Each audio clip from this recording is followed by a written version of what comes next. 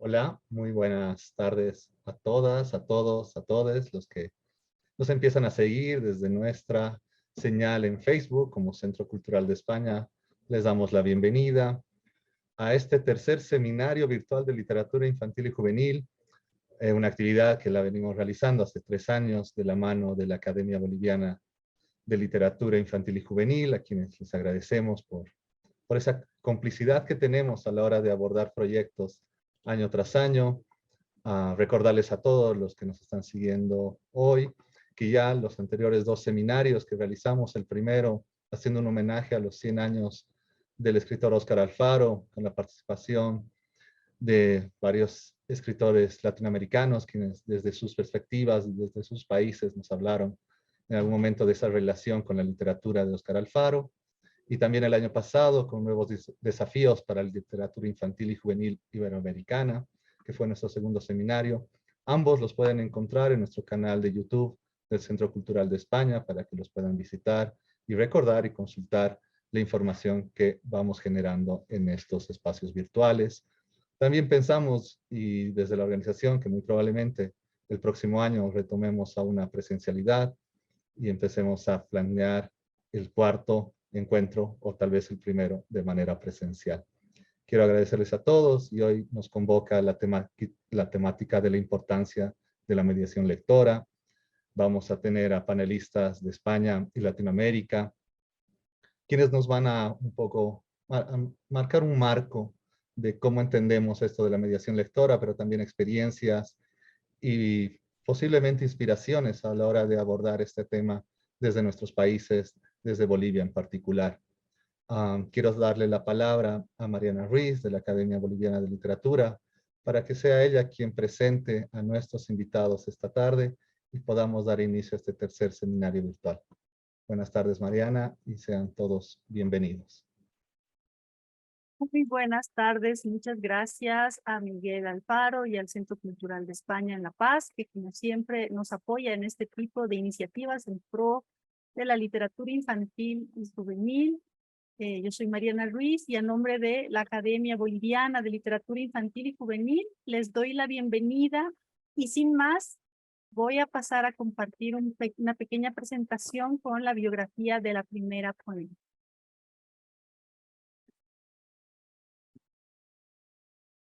Bien, el tema de nuestro seminario es la importancia de la mediación lectora y para ello nuestra primera ponente es Constanza Riel, nacida en Chile en 1977, investigadora de la literatura infantil y juvenil, licenciada en Letras y Estética de la Pontificia Universidad Católica de Chile, máster en Libros y Literatura Infantil y Juvenil por la UAP con estudios de doctorado en la Universidad de Valladolid. Editora, docente, investigadora, mediadora y gestora cultural, y directora de Entre Líneas, fundación sin fines de lucro que se dedica al fomento de la lectura, las artes y la cultura a través de la capacitación, la divulgación y la edición de obras literarias en formato digital. Adelante, querida Constanza. Muchas gracias, suena súper impresionante. Espero estar a la altura de las expectativas. Muchas gracias por la invitación, me siento muy honrada y contenta de estar en directo junto a ustedes, junto a este país hermano que yo quiero mucho, que es Bolivia. Bueno, voy a compartir mi pantalla. Bueno, hay tanto que decir sobre la mediación, ¿verdad? Y tenemos aquí ponentes tan ilustres. Yo quiero o querría compartirles un poco mi reflexión y nuestra reflexión desde la Fundación sobre la mediación lectora, tal vez de una forma más, no tan académica, sino que un poco más emocional, podría decir yo. Quería comenzar con la lectura del Corazón y la botella, porque, bueno, hay libros que hablan mucho mejor que uno, y ¿para qué arriesgarse uno si hay alguien más que lo ha dicho, ¿verdad? Entonces quiero compartirles este libro. Perdonen si algunas partes no están tan bien escaneadas. ¿Se ve bien? ¿Aló? Sí, sí, sí, Ah, sí. sí, ya, perfecto. Entonces, El corazón y la botella de Oliver Jeffers. Este libro es de Fondo Cultura Económica y vamos. Había una vez una niña, como cualquier otra niña. Tenía la cabeza llena de curiosidad por todas las maravillas del mundo, llena de imaginaciones sobre las estrellas, llena de asombro por el mar. Le fascinaba encontrar cosas nuevas.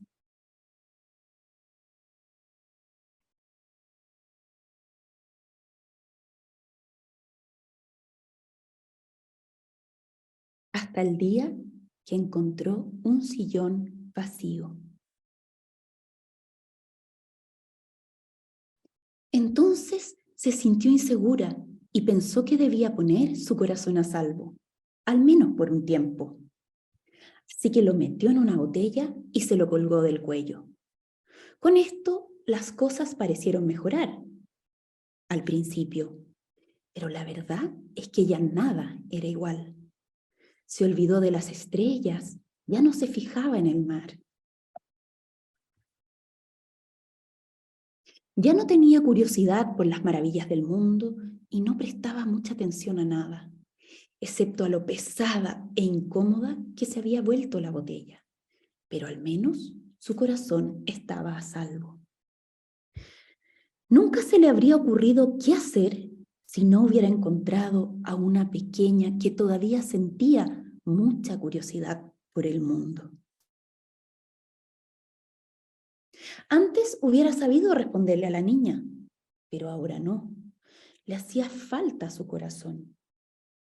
Y en ese preciso momento decidió sacarlo de la botella. Pero no sabía cómo hacerlo. Ya no se acordaba. Nada funcionaba. La botella no podía romperse, solo rebotó y rodó justo hacia el mar. Ahí, la pequeña que todavía sentía curiosidad por el mundo, tuvo una idea que podría funcionar. Y resultó que sí. El corazón regresó a su lugar y el sillón ya no estuvo tan vacío. Aunque la botella sí.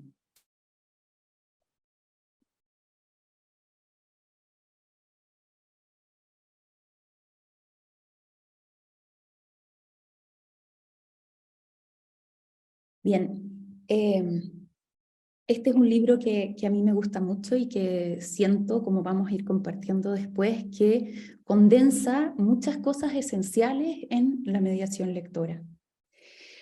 Yo siempre pienso, cuando uno habla de mediación lectora, a veces es importante, no, siempre es importante pensar ¿por qué leer? ¿Por qué leer es deseable? ¿Por qué leer es bueno? ¿Cuál es el sentido de leer? ¿Qué es la lectura? Y a veces se nos pierde en el horizonte eso y es muy importante volver a ese origen. Acá tengo algunas citas muy bonitas sobre lo que es leer. Se las voy a dejar igual en esta presentación, pero voy a leerles dos. Primero la de Juan Farías, que dice: leer, participar es hacer literatura. Enseñad a leer, por favor, enseñad a leer en los libros, en el viento, en los charcos de un día de lluvia, en el bosque y en la luz. Enseñad a leer, os lo ruego, para que nadie crezca hasta la edad de la avaricia y el desamor.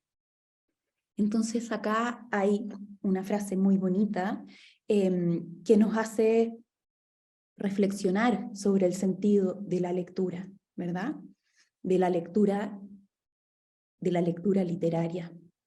Y luego quería leer la cita de María Teresa Andrueto que dice: los libros que me gustan son los libros que me hacen pensar o sentir lo que antes no había sabido pensar ni sentir. Acá en el fondo les voy a dejar este PPT porque pienso que es importante reflexionar también junto a nuestros lectores sobre el sentido de la lectura. Porque finalmente leer, tener una lectura literaria es vivir una experiencia, ¿cierto? No es decodificar, no es solo comprensión, pues a veces nos volvemos locos los profesores con la comprensión lectora y no es solo eso, ¿verdad? Quería compartirles este poema o verso popular, en Chile al menos, no sé si en Bolivia, parte del acervo, ¿verdad?, popular chileno, que dice: techador, techa tu choza chocero, con romero, flor y rosa, rosa con flor de romero. Acá se le está diciendo al techador: haz tu techo, constrúyelo, ¿verdad? Techa tu choza, ponte al resguardo, haz aquello que tienes que hacer para sobrevivir. Pero no lo hagas de cualquier forma. Hazlo con romero, flor y rosa. Hazlo bellamente, ¿verdad?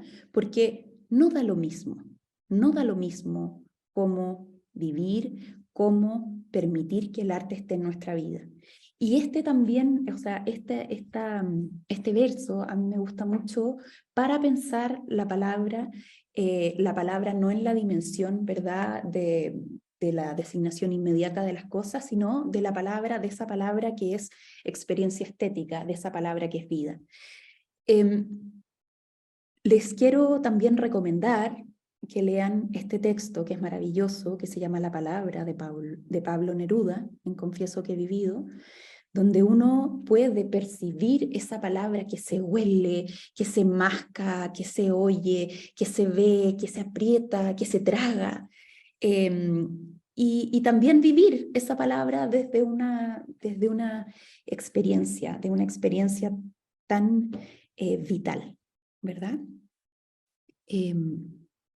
Entonces vuelvo a la pregunta: ¿qué es leer? ¿Por qué leer? ¿Qué hace el que lee? ¿Verdad? A mí me gusta mucho una definición de Fernando García Ramírez que tiene en el prólogo del libro Leer, de Gabriel Said, que es un libro buenísimo que también se los recomiendo y que ayuda mucho a reflexionar y indagar sobre el sentido de leer. Y él dice: ¿qué es leer? Aquel que lee descifra, ordena, relaciona, recuerda, imagina, descubre, aprende, compara, duda, piensa, interpreta, crea. Vamos viendo, ¿verdad?, distintos como sinónimos, tal vez como en una progresión, ¿verdad?, desde lo más evidente a aquellas cosas que son más tal vez profundas, vinculadas con la lectura o en otro clic o en otra mirada. Y yo muy patudamente, como decimos acá en Chile también, yo agrego: aquel que lee también empatiza, se emociona, se reconoce. Claro, cada una de estas cosas es leer, y qué importante es que como mediadores lo tengamos presente. Entonces, como piedra angular de nuestro oficio como mediadores, preguntémonos: ¿qué significa para mí leer? ¿Por qué? ¿Para qué leo? ¿Qué leo? ¿Cuándo y dónde leo? Beatriz Elena Robledo nos dice: sumerjámonos en los textos, explorémoslos sin prisa, con paciencia de relojero y agudeza de explorador, para encontrar las pistas que nos permitan recrear la experiencia propuesta por el texto, para habitarlo y dejarse habitar, para ir a ese lugar al que el texto nos lleva y volver diferentes.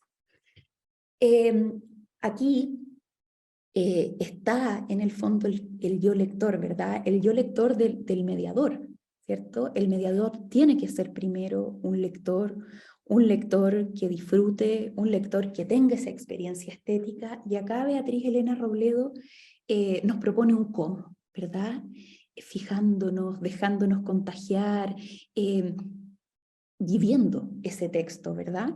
Para ir al lugar al que ese texto nos lleva y volver diferente, que sea realmente una experiencia.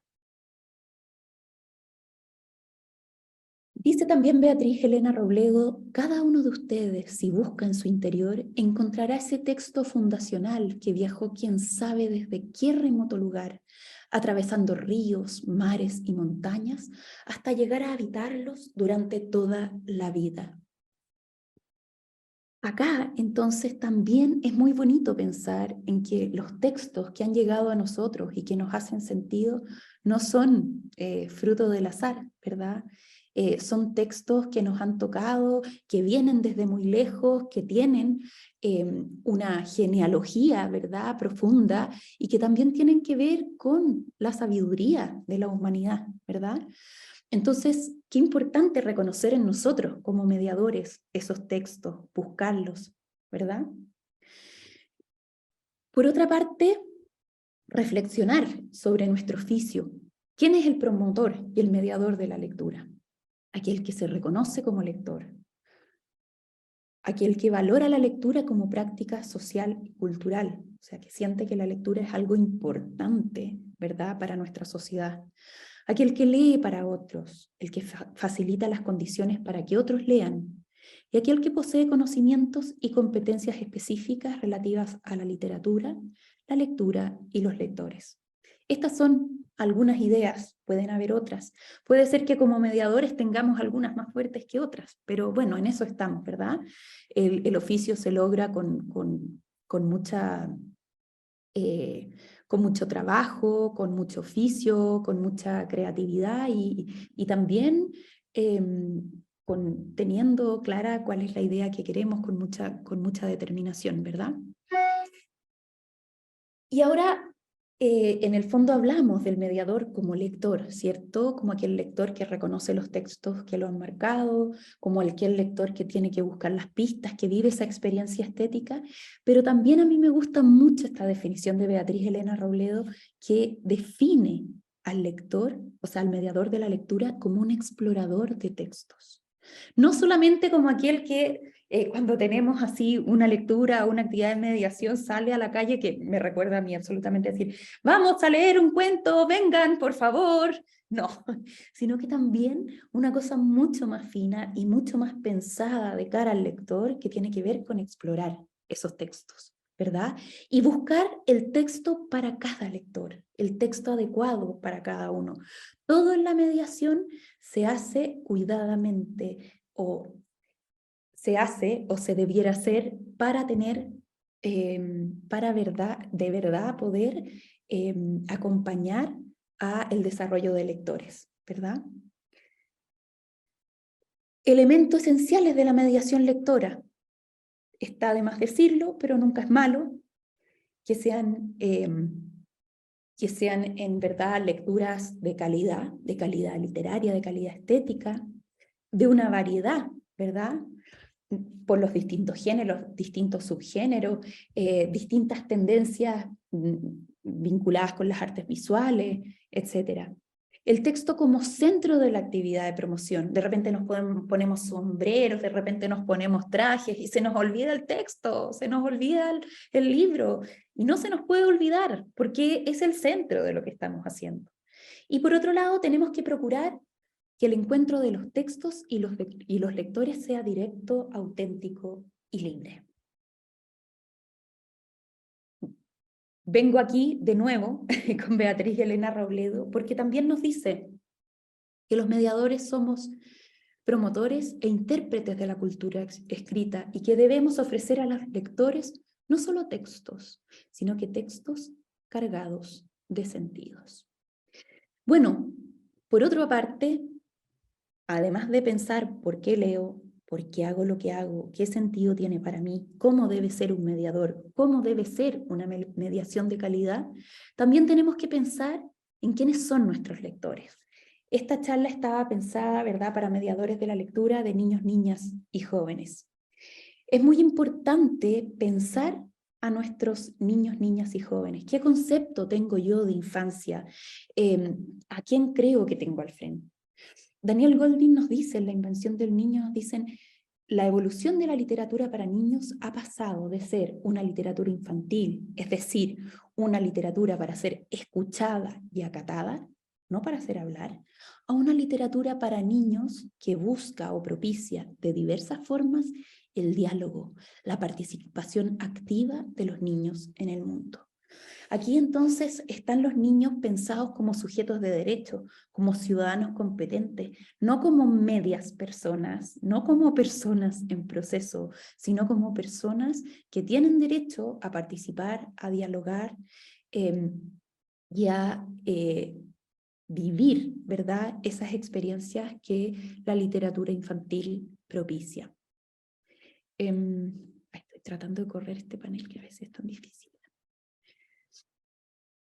Bueno, a mí siempre me gusta usar esta viñeta de Liniers, que pone a Enriqueta, ¿verdad?, este entrañable personaje, y dice, una vez todo fue nuevo, ¿verdad?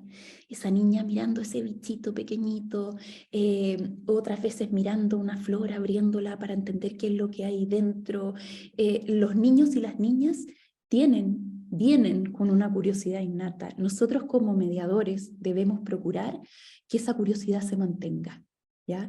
Y también dice Fernando García Ramírez, dice, la lectura de libros no es más que una lectura especializada del mundo. Si tenemos niños que se cuestionan cómo el mundo funciona, que quieren leer las señales del cielo, de las estrellas, de la naturaleza, los rostros de las personas, bueno, el pasar de ahí a la lectura literaria es un paso muy fluido, muy orgánico, ¿verdad? Aquí tenemos miles de experiencias también de personas que a lo mejor no saben decodificar o descifrar, pero de aquellos campesinos que miran el cielo y nos pueden decir cómo va a estar el tiempo, ¿cierto? Bueno, ahí en el fondo volvemos a quién es este sujeto lector que yo tengo al frente y de aprovechar esa inquietud, ¿verdad?, de los niños por descubrir el mundo. Por otro lado, los niños como sujetos de derecho, que yo siempre, que muestro esto, siempre hay alguien que queda terriblemente conflictuado, pero yo digo, acá el derecho del chasconeo, ¿verdad? El derecho de los lectores. Y claro, a no leer, a saltarnos páginas, a no terminar un libro. Hay tantos libros maravillosos que si un libro no nos gustó, ¿para qué nos vamos a seguir atormentando, verdad? A saltarnos páginas, yo me acuerdo cuando leía a los rusos cuando era más chica, que cuando entraban en unas descripciones horrorosas, yo así como, hagamos como que nadie me vio, ¿y por qué no? ¿Quién dijo que no? El derecho a releer, que es este derecho que los niños practican tan frecuentemente, que uno termina de leerles una historia y dicen, leámoslo de nuevo, nosotros los padres, así. El derecho a leer cualquier cosa, a leer lo que me gusta, a leer en cualquier parte. Hay gente que lee en el baño, ¿verdad? El derecho a hojear, que no les gusta a los libreros de repente cuando uno va, ¿verdad?, a las librerías, porque se ponen ahí como al lado para que uno no destruya el libro. El derecho a leer en voz alta, el derecho a guardar silencio. Claro, cuando termina la lectura, que no caigamos encima de ellos como con este ladrillo de ¿te gustó? ¿No te gustó? ¿Verdad?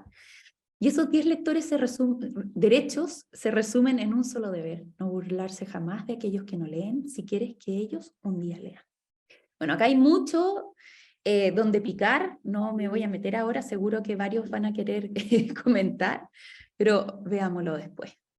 Y ahora por último, la importancia de la educación literaria, ¿verdad? La importancia de la educación literaria, por un lado, lo importante que yo como mediador esté siempre educándome, nutriéndome, escuchando música, yendo al cine, viendo exposiciones, leyendo distintos textos, porque ese es nuestro sustrato, esa es nuestra enciclopedia. Pero por otro lado, desde ahí podemos también hacer con nuestros lectores en el fondo esta actividad tan bonita que es la conversación literaria. Edan Chambers, que tiene este libro que se llama Dime, que es maravilloso, en que habla sobre la conversación literaria, él dice, hablar bien sobre los libros es una actividad en sí muy valiosa, pero también es el mejor entrenamiento que existe para hablar bien de otras cosas. De modo que, al ayudar a los niños para hablar de sus lecturas, los ayudamos a expresarse acerca de lo otro que hay en sus vidas. La educación literaria tiene que ver con profundizar en los textos, ¿verdad? En estos textos literarios, en establecer conversaciones de calidad donde cada uno de esos lectores y lectoras vayan negociando interpretaciones, vayan construyendo en conjunto, ¿verdad? Para llegar a diferentes sentidos e interpretaciones. Por último, una cita de Angélica Edwards que dice, en general, en nuestras escuelas se enseña al niño a repetir, a memorizar, pero no se le enseña a pensar, reflexionar y observar. Mediante la lectura en voz alta y la conversación surgida en un espacio de intimidad, vamos educando a los niños y jóvenes para que sean capaces de fijar su atención en el relato y pensar sobre las ideas y sentimientos que éste despierta en ellos. Bueno, simplemente los dejo con esta es como nuestra misión de Fundación Entre Líneas para animarlos que nos busquen en nuestras redes sociales. Nosotros nos dedicamos a la mediación, a la formación de mediadores, un tema que nos apasiona. Y también invitarlos, nosotros somos editores de cuentos digitales y en la Feria de Bolonia este año, que es una de las ferias más importantes de la literatura infantil y juvenil, fuimos premiados como uno de los 10 mejores proyectos en literatura infantil y juvenil digital. Y después de cada una de los cuentos hay una guía para mediadores donde hay una ruta de conversación literaria, donde hay muchas actividades que tienen que ver con la educación literaria de niños y niñas, y ese material es abierto y gratuito. Esta era la hora de los avisos comerciales. Por último, quería decirles, como para cerrar esta presentación, que dejé de compartir, ¿verdad? Sí. ¿Por qué les leí ese libro al principio? Bueno, porque esta niña, ¿verdad? Que tiene tanta inquietud por el mundo, tanta inquietud por las cosas que le rodean, finalmente hace toda esa exploración, hace toda esa lectura del mundo gracias a esa figura paterna. No sabemos si es padre, si es abuelo, si es hermano, qué, pero es una figura, ¿verdad? Paterna, que la acompaña en su lectura del mundo, que comenta con ella, que la siente con ella y que la lleva también, ¿verdad?, al libro, a la lectura concreta o especializada y que va uniendo la lectura del mundo con la lectura de los libros. Y que finalmente le enseña a verse a ella misma, a reconocerse a ella misma, aunque haya tenido un periodo como ¿verdad?, de extravío, finalmente las lecturas y la literatura quedó con ella porque tuvo un mediador amoroso que la acompañó. Y creo que no me pasé demasiado. Está muy bien, muchísimas gracias. Ahora voy a cederle la palabra a Liliana de la Quintana, quien va a presentar a nuestro segundo ponente, Jesús G. Déjame, Liliana, compartir la pantalla.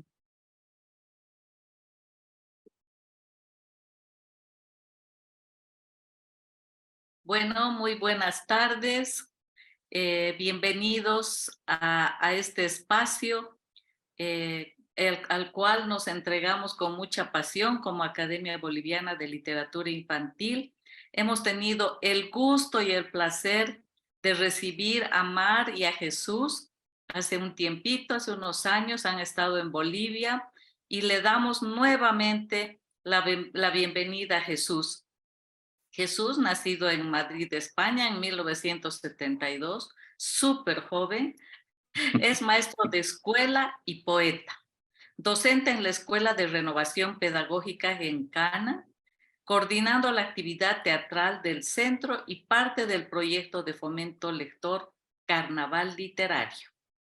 Cursó el máster de posgrado Técnicas Dramáticas Aplicadas a la Educación. Ha cursado talleres de escritura y ha realizado diferentes cursos de improvisación teatral. de técnicas del clown, de pedagogía teatral, de interpretación, dirección actoral, así como doblaje y locución. Coordina, junto con Mar Venegas, la plataforma de formación online El Sitio de las Palabras, especializada en literatura infantil y mediación lectora. Dirige las jornadas de animación a la lectura Jaleo en Valencia y diseñó el plan de clubes de lectura infantiles en Valencia. Bueno, este es un resumen de las variadísimas actividades y especialidades que tiene Jesús. Bienvenido, Jesús, adelante.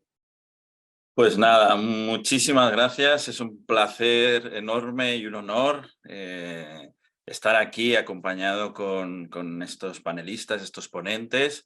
Y bueno, una emoción veros de nuevo, aunque sea a través de las pantallas, y compartir este momento con vosotras y bueno, intentar aportar humildemente algunas ideas al debate que ya ha explicado muy ampliamente Constanza, que incluso hemos coincidido en algunos apuntes.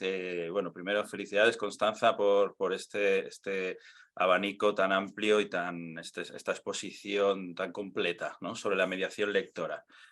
Y sí, efectivamente, como dice Liliana, echa uno la vista atrás, a pesar de la juventud, como dices, y bueno, da cierto vértigo cómo se van desarrollando las actividades y cómo va un poco la vida cambiando, ¿no?, la vida de uno. Así que nada, vamos allá.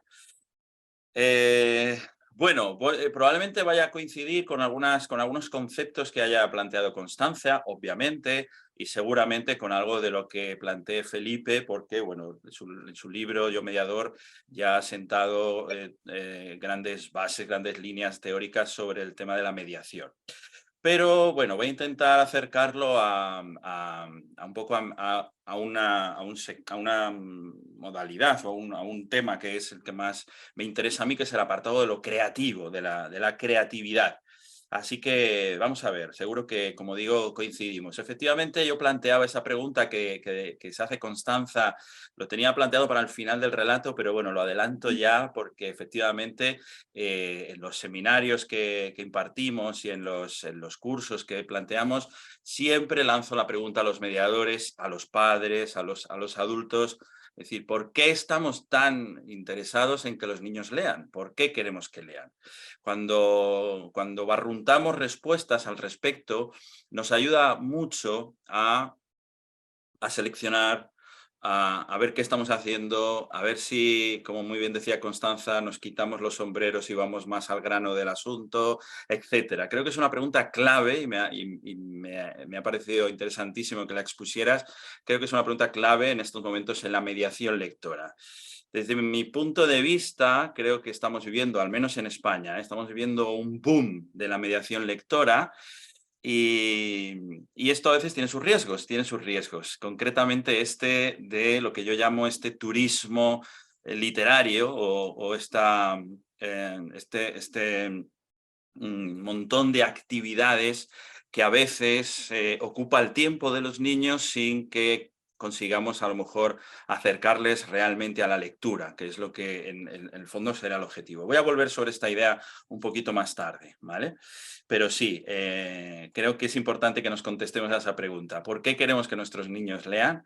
Y otra pregunta que también me inquieta, la dejo también en el aire por si acaso no me da tiempo a retomarla al final, es ¿qué pasa con los niños y las niñas que ya leen? Parece que hacemos muchas actividades de animar a leer, pero ¿qué pasa después? ¿Qué pasa con los que ya hemos conseguido que lean o por qué la lectura en un momento determinado, de repente, en un momento determinado del proceso evolutivo del niño, pega un bajón, ¿no? Porque realmente a lo mejor la lectura no están encontrando lo que sería interesante que encontraran. Son preguntas muy amplias y tendría para varios seminarios de discusión y con las aportaciones de los compañeros y las compañeras podríamos abrir líneas de debate, ¿no? Pero bueno, las quiero dejar ahí un poco en el aire y empiezo un poco con mi parte. Lo he llamado algo así como si puede el libro ayudarnos a ser más creativos. Esa es la idea, y de qué manera, ¿no? De qué manera puede que nos ayude a ser más creativos. Entonces, bueno, yo parto de que, no es que lo diga yo, sino la teoría sobre la creatividad cada vez más avanzada en cuanto a neuroaprendizaje y los estudios cada vez más formales que está habiendo en las universidades sobre creatividad en el ser humano. Partimos de la base de que la creatividad es una habilidad personal y humana que todos tenemos en mayor o menor medida. Así que no es una cosa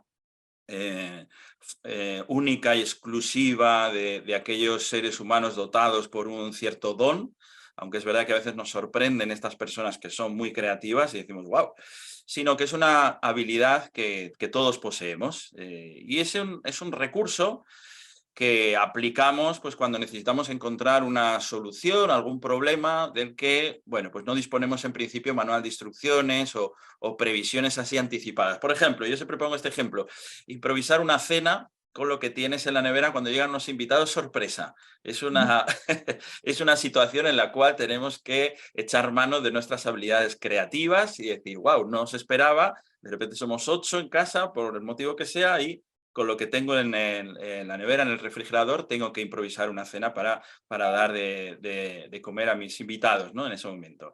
O cualquier organización semanal de una familia en cuanto a actividades extraescolares, gimnasio, actividades de ocio, etcétera, pues organizar ese horario familiar y la organización de los coches y demás también necesita de un aporte creativo por parte de nosotros en el día a día, ¿no? Hemos de ser creativos y usar la imaginación. O sea que todos y todas usamos la imaginación, la tenemos ahí, la creatividad, y somos creativos. Ahora bien, este recurso, innato a todos, también necesita, como todas las demás capacidades, ser desarrollada y ser potenciada, evidentemente. Al igual que la memoria, cosa que últimamente está denostada en la escuela y me parece muy relevante, no sé, la resistencia física, el cálculo, hemos de entrenarla. No basta con decir, ay, mira, los niños son muy creativos y ya está. No, necesita de un entrenamiento y necesita de unos espacios de potenciación. Al menos, y hablo desde la escuela española, que la conozco muy bien, al menos no censurarla y no castrarla, ¿no? Y no amputarla, que con eso ya tendríamos suficiente. Pero bueno, no se puede ser creativo de repente, no se puede. Es necesario que haya espacio, que haya oportunidad para ir haciendo que nuestra creatividad o nuestra fantástica, utilizo ya este término a propósito para citar a Gianni Rodari, esa gramática de la fantasía, se permita pues salir a jugar o, como se dice, estirar las piernas, ¿no? Entonces, si dejamos espacios para que la creatividad pueda salir a jugar, veremos que entonces tenemos la creatividad en forma, sabrá jugar y sabrá ponerse a funcionar. Si la tenemos siempre encerrada, atrapada, oculta, etcétera, pues tendrá los músculos anquilosados y no podrá funcionar correctamente. Este es uno de los motivos, desde mi punto de vista, por los que la infancia pues tiene más desarrollada la imaginación que los adultos. Normalmente los adultos no solemos dejar salir nuestro lado creativo a jugar, lo tenemos un poco oxidado. Los adultos ocupamos nuestro tiempo en acciones más funcionales, como puede ser conducir, trabajar, poner lavadoras, etc. Y generalmente nos olvidamos de dejar paso a nuestras capacidades más creativas o creadoras. Quizá en este seminario nos suene lejano y diréis, uy, no, Jesús, pues yo sí que dejo espacio. Pero, claro, los asistentes a este seminario precisamente somos personas o son personas más enfocados en lo artístico, lo creativo, lo literario, ¿no? Pero si miramos un poco más allá, a nuestro alrededor, en otros contextos, amigos que no pertenecen al mundo literario, de la infancia o de lo creativo, pues veremos de lo que estoy hablando. Las personas que consideramos creativas, en cambio, pues artistas, publicitarios, publicitarias, científicas, están practicando y entrenando su creatividad constantemente, ¿verdad? Forma parte de su trabajo diario. Por eso son capaces de hacer lo que hacen a ese nivel. A mí lo que más me fascina de los y las creadoras que me interesan, dramaturgos, directores de cine, artistas, performers, etcétera, lo que más me impresiona, que yo siempre lo digo, es la osadía, la valentía, el valor de atreverse a hacer lo que hacen, ¿no?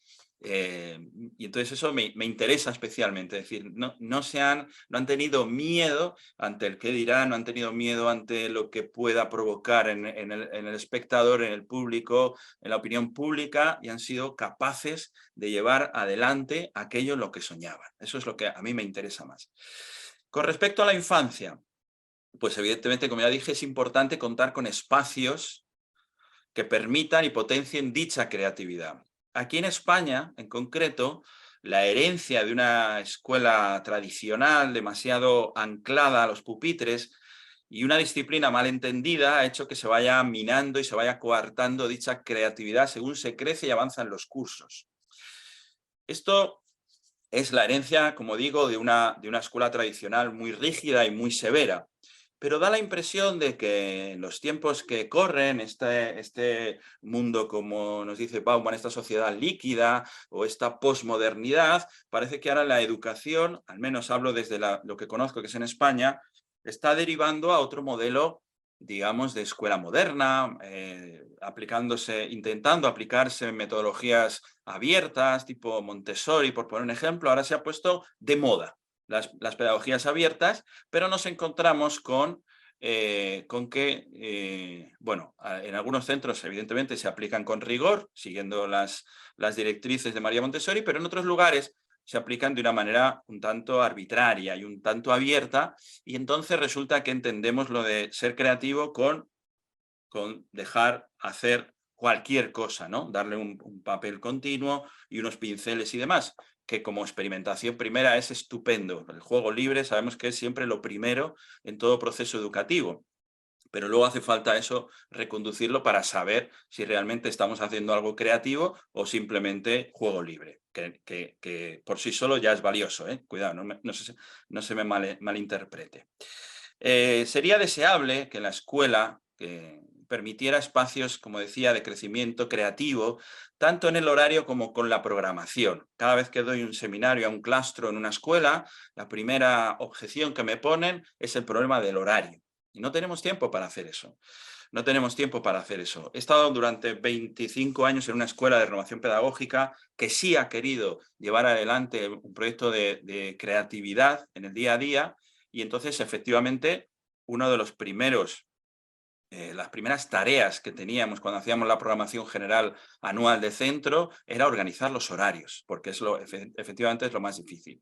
Si planteamos un horario estanco, un horario rígido, un horario en el que solo puedes hacer esto, pues va a ser difícil que lo creativo entre, porque la programación normalmente aplasta todo eso.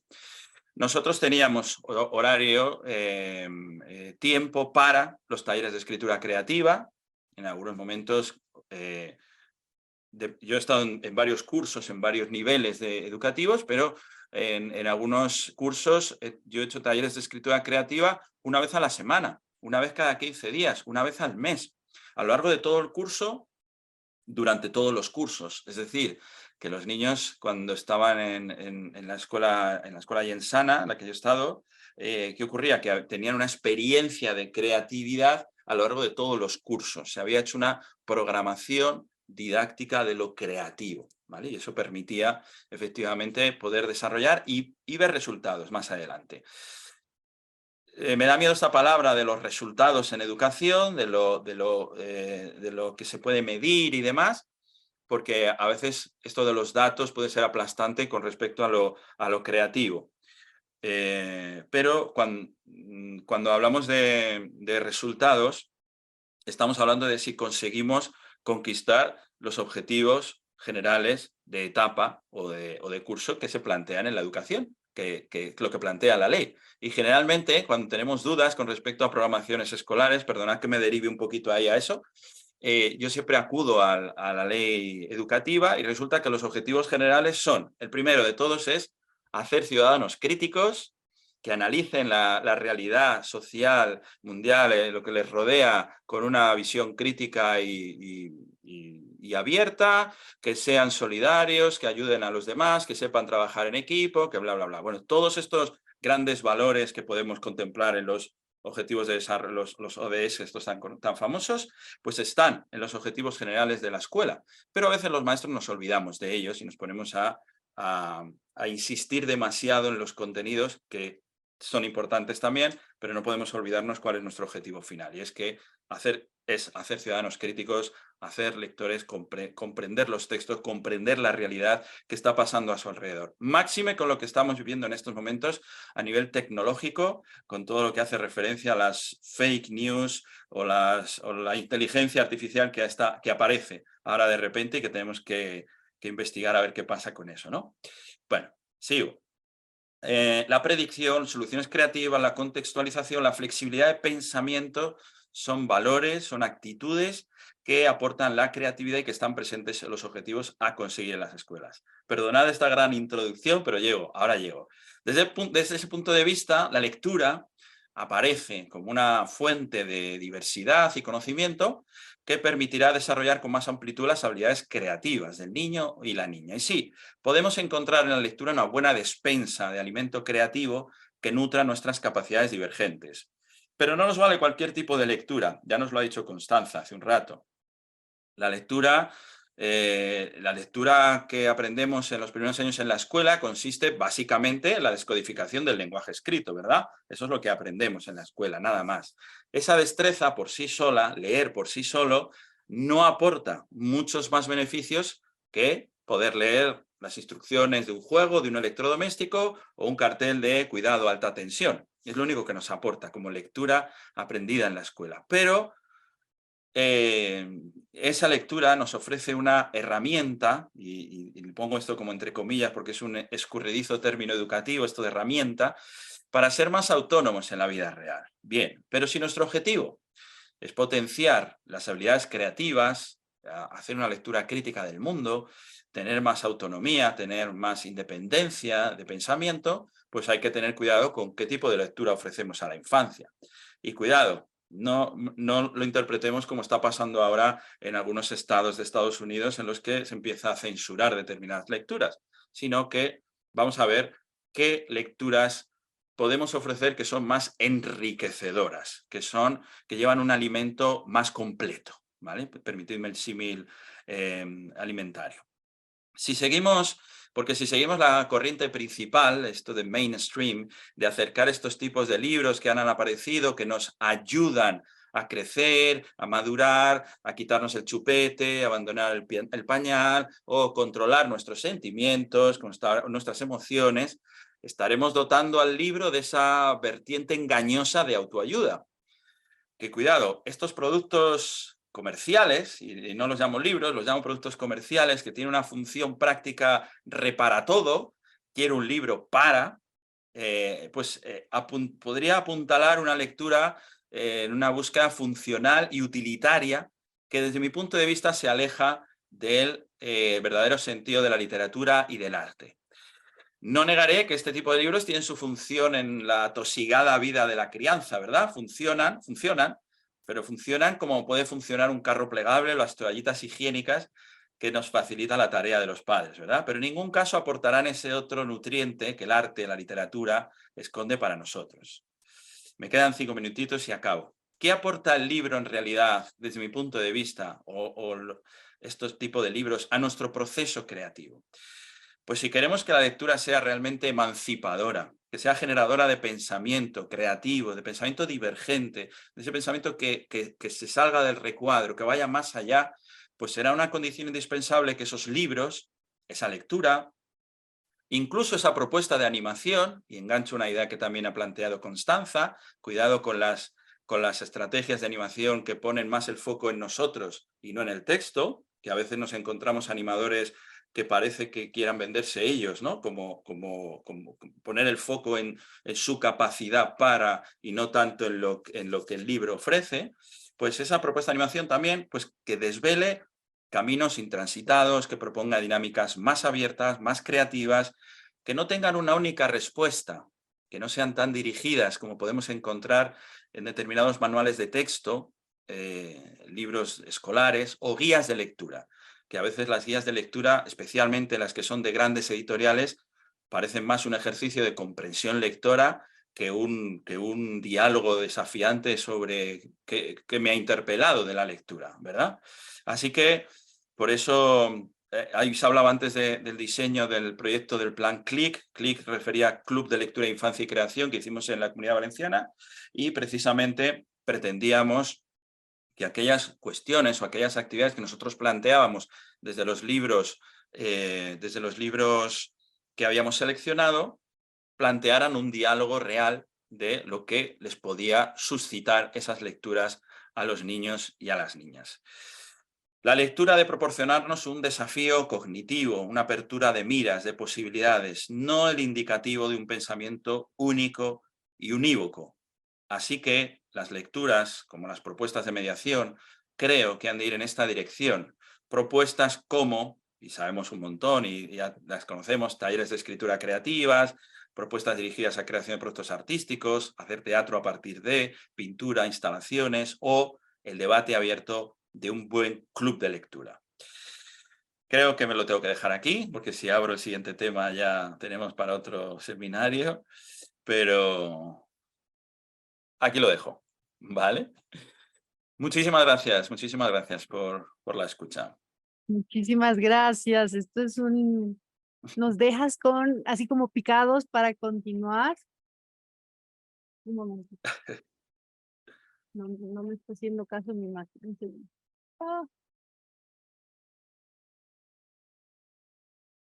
Ahí estamos.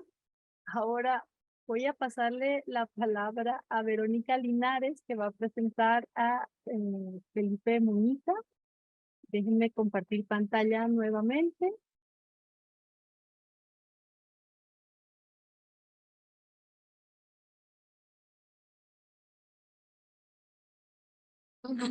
Perfecto, ¿se me escucha? Sí. Bueno, yo voy a entonces presentar la biografía de Felipe Muñiz. Es un honor en realidad que estén estos ponentes que han hecho una como condensación de estas ideas que son fundamentales, o sea, son brutales, y realmente este ejercicio de condensar todo esto en 20 minutos es increíble. Entonces, les agradezco realmente su presencia. Yo voy a presentar a Felipe. Felipe Muñiz es chileno, licenciado en Letras, doctor en Didáctica de la Lengua y la Literatura, profesor en la Facultad de Filosofía y Humanidades de la Universidad Austral de Chile y miembro colaborador del Grupo Gretel de la Universidad Autónoma de Barcelona. Es autor de Hacer de la lectura una experiencia y de Yo Mediador, Mediación y Formación de Lectores, además de diversos artículos científicos y divulgativos sobre mediación de la lectura, educación literaria y poesía para niños y jóvenes. Sus libros de poesía han sido merecedores de los más importantes premios de literatura infantil y juvenil del ámbito iberoamericano, entre los cuales destaca el reciente Premio Hispanoamericano de Poesía para la Infancia 2022. O sea que con este gran bagaje, premios, quiero dejar a Felipe presentando su ponencia sobre la mediación lectora.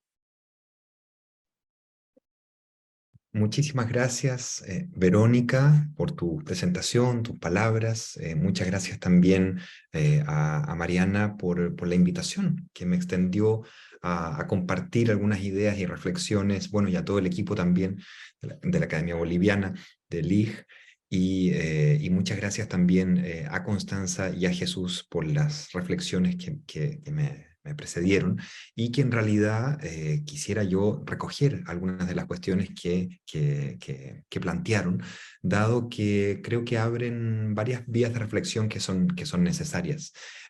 Yo simplemente quiero recoger una idea que fue compartida en realidad en las reflexiones de Constanza y de Jesús, y que me va a servir como punto de partida para plantear aquello que me gustaría plantear hoy en este breve espacio, para que luego podamos tener algo de diálogo.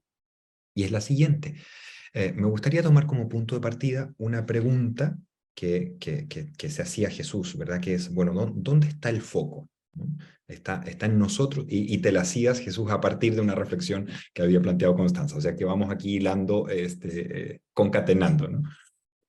¿Dónde está el foco? ¿No? ¿En nosotros? O realmente, y aquí agrego yo, o en ayudar al lector a entrar en el texto de maneras más profundas, desde entradas diversas, ¿no? Que tal vez él por sí solo o ella por sí sola no entrarían desde ahí, ¿no? Entonces me gustaría que pensáramos en esta segunda parte, ¿verdad? Plantearon ya muy claramente mis compañeras y compañeros de mesa que debiéramos pensar desde otro lugar la mediación, no con un foco en nosotros, no con un foco en estos sombreros o en estas cosas como actividades tan grandilocuentes, ¿verdad? Tan de luces, sino que más bien en actividades que intenten ayudar a otros a leer de manera más profunda las obras y a leer obras cada vez más profundas también.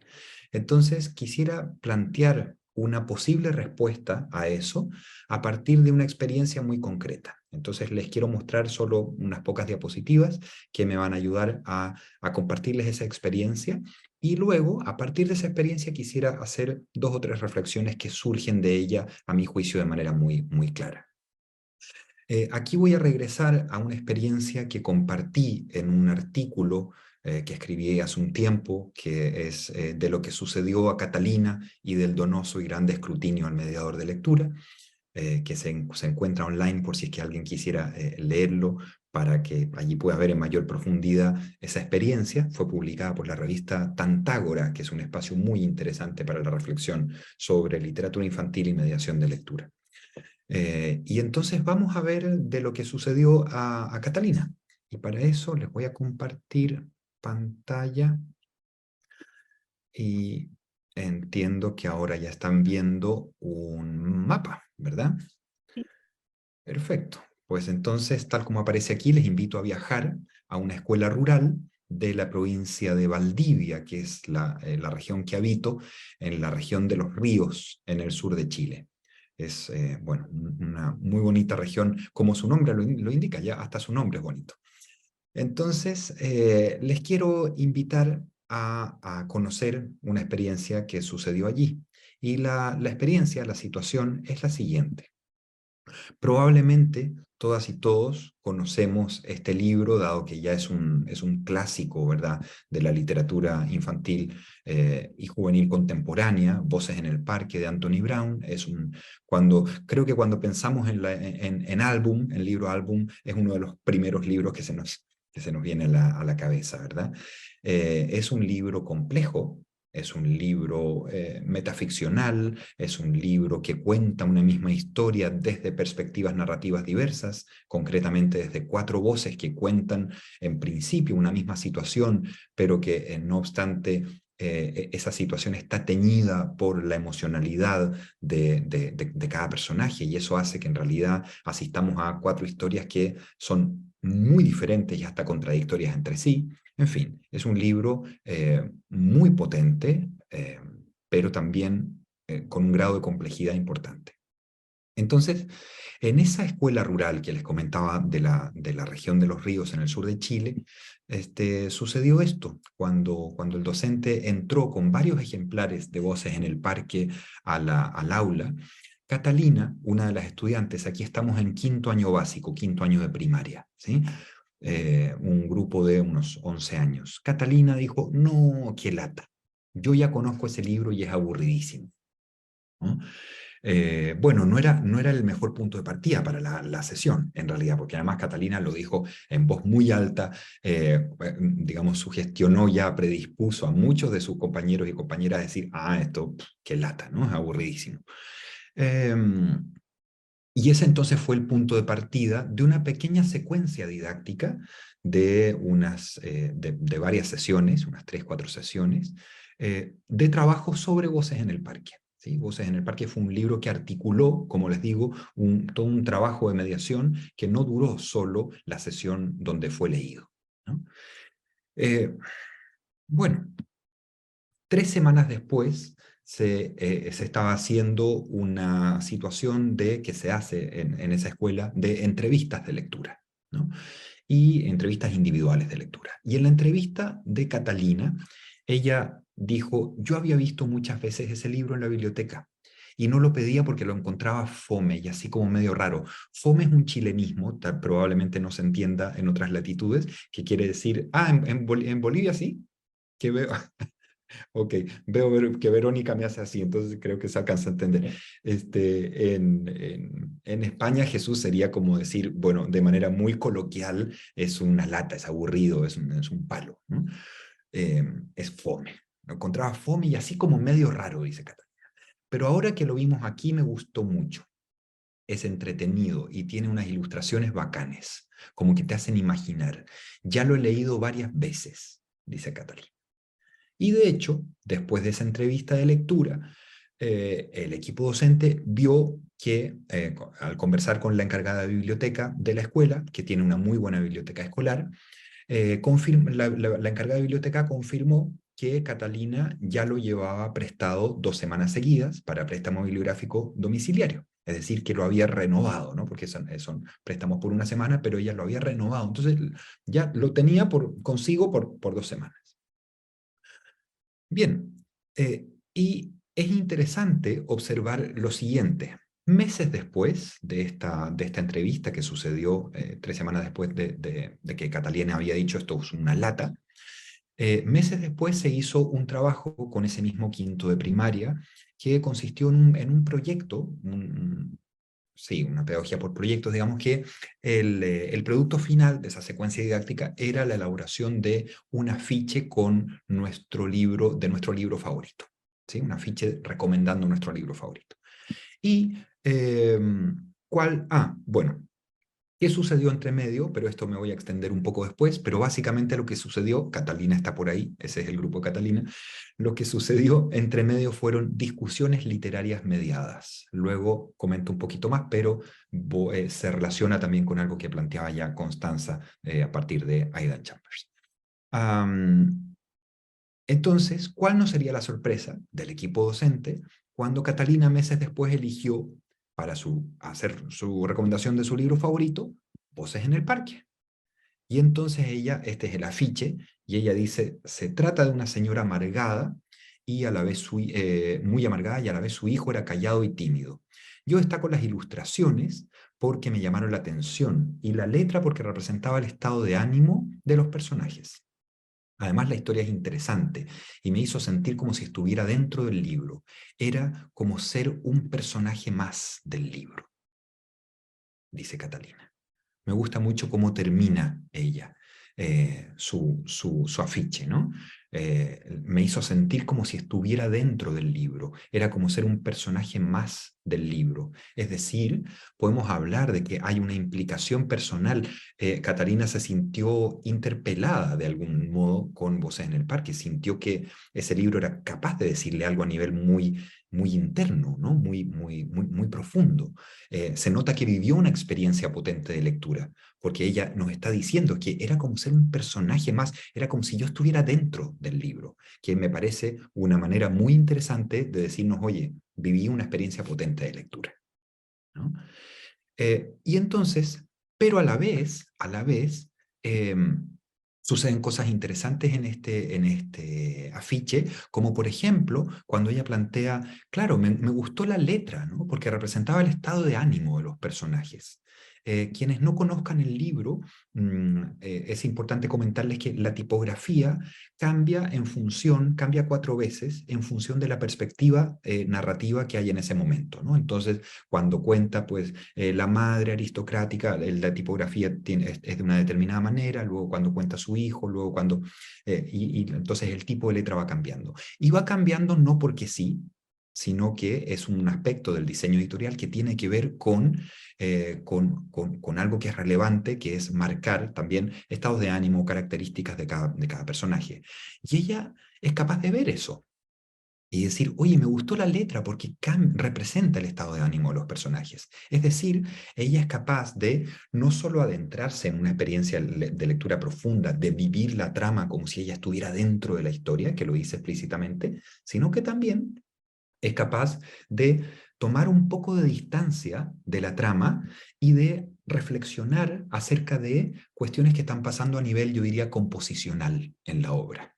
¿no? Y que tienen un determinado sentido, ¿no? Es decir, no es hablar de un determinado aspecto composicional por el hecho de hablar de un determinado aspecto composicional.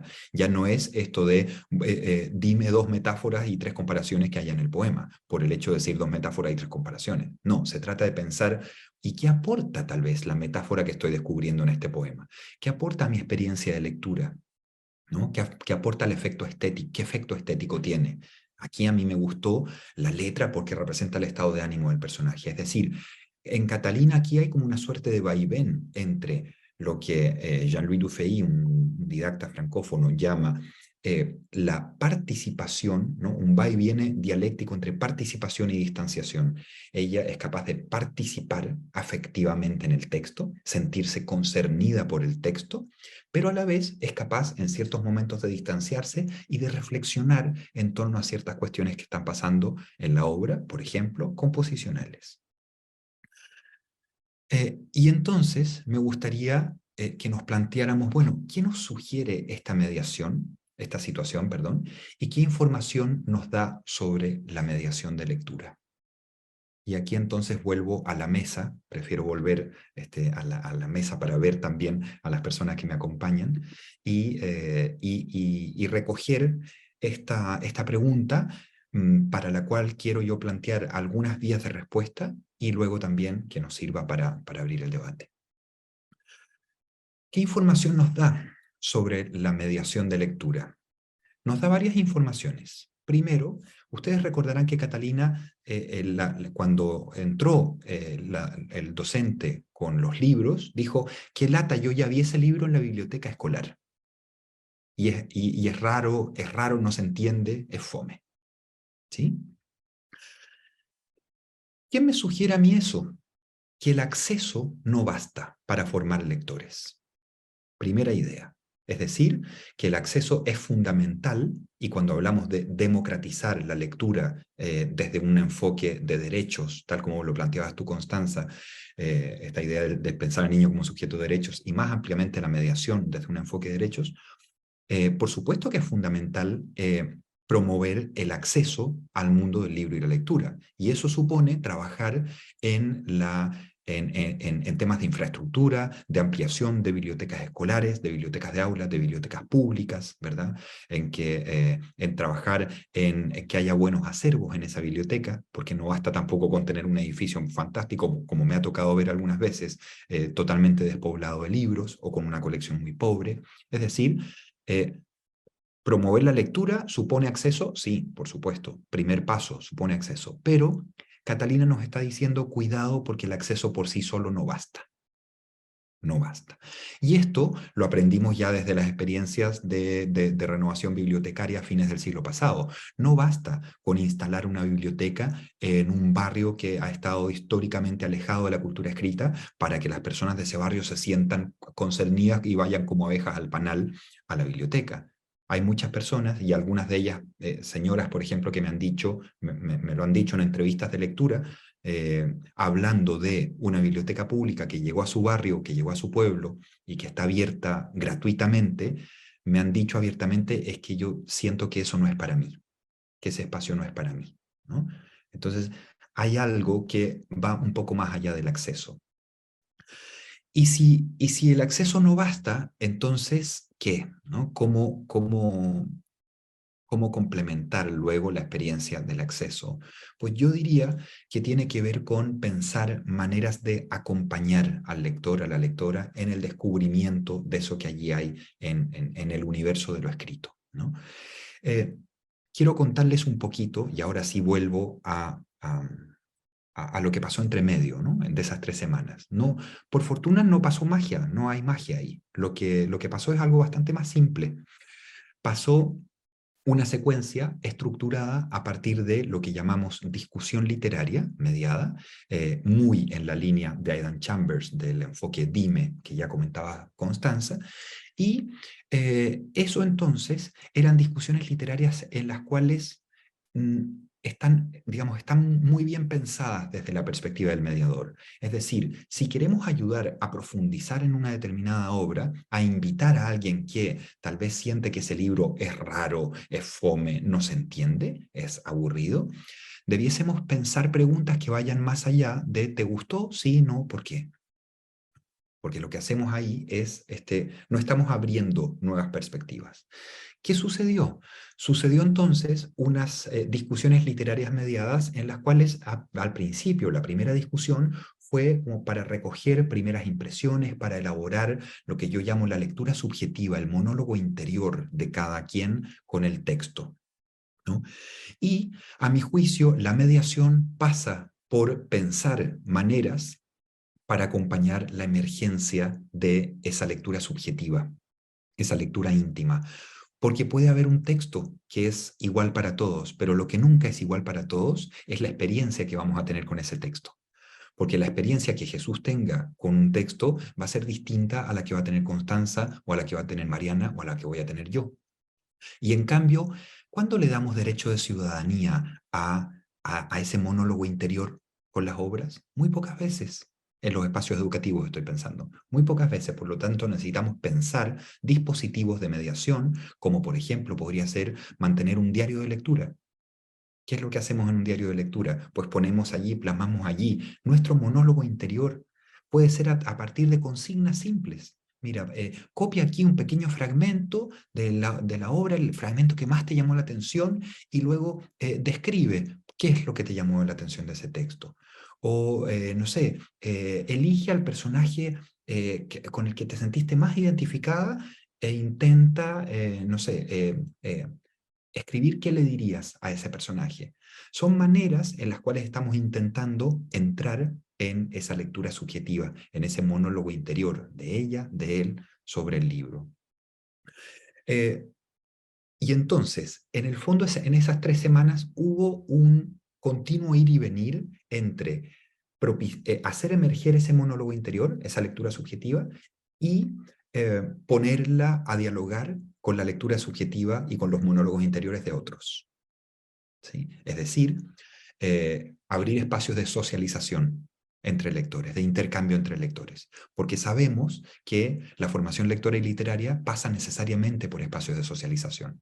Si miramos nuestra propia vida, autobiografía lector, está atravesada por múltiples espacios de socialización. Nos encanta a los lectores hablar con otros de nuestras lecturas. Pues entonces eso nos lleva a pensar que la mediación debe dejar de ser ese espacio individual, ¿no? De trabajo con una guía de lectura que debo responder de manera individual. No, abramos espacios en los cuales primero hagamos emerger el monólogo interior, pero luego lo pongamos a dialogar con los de otros. Y para eso, insisto, y aquí una tercera idea, no basta con preguntar, oye, ¿les gustó? Sí, no, sino que debiésemos pensar maneras de que a través de nuestras intervenciones abrir otros espacios, ¿verdad? Otras entradas a la obra que tal vez por sí solos no habrían llegado allí, ¿no? Entonces, por ejemplo, atender a cuestiones composicionales, ¿no? de la obra, ¿no? A la idea de que, no sé, de cómo una perspectiva narrativa, por ejemplo, puede teñir la información, aquello que se cuenta, ¿no? Eso nos permite, por ejemplo, hacer lecturas más profundas de la obra. Hubo un momento en el cual en una de las discusiones literarias se estaba discutiendo acerca del ambiente, en Voces en el Parque, del ambiente, de dónde sucede la historia. Y eso es relevante en Voces en el Parque, porque Voces en el Parque sucede en un parque, valga la redundancia, que en principio es el lugar más democrático, es uno de los lugares más democráticos que existe, ¿verdad? Y allí se encuentran 2 familias, una muy aristocrática y una obrera, ¿verdad? Y sucede entonces un encuentro en el cual el espacio es fundamental, porque es un espacio en el que puede suceder ese encuentro entre familias que habitan en medios socioeconómicos tan diversos. Por lo tanto, la reflexión sobre el ambiente es interesante en ese texto, pero no vamos a llegar allí si es que les preguntamos les gustó, sino por qué. Planteémonos preguntas que ayuden a pensar en el ambiente. Ahora, no, tampoco basta con volver a la típica pregunta de describa el ambiente. No. Pero tal vez sí decir, oye, ¿dónde sucede la historia? Ya, en un parque. ¿Y habría sido igual si hubiese sucedido en otro lugar? Y aquí estoy recogiendo preguntas casi textuales de Aidan Chambers. ¿Habría sucedido igual si es que hubiera sido en otro lugar? Ah, sí, mira, a ti te parece que sí, a ti te parece que no. Y mira, ya, a ver, entremos ahí, entremos ahí. Entonces estoy planteando un ejemplo dentro de muchos otros de que la mediación debiese pasar también por nosotros, primero identificar qué aspectos son relevantes en esta obra en concreto, es decir, en Voces en el Parque, el ambiente, la perspectiva narrativa, etc. Y luego entonces focalizar nuestra atención en esos aspectos. Pero esos aspectos luego van a ser diferentes para, no sé, un cuento de Liliana Bodoc, o para un cuento de Juan Farias, o para...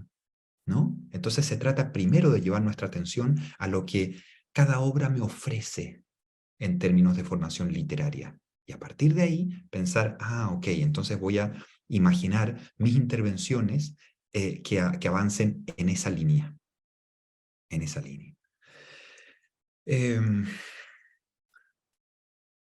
Esto nos va a permitir, y me imagino, no tomé exactamente el momento en el que comencé, pero me imagino que ya debo ir redondeando.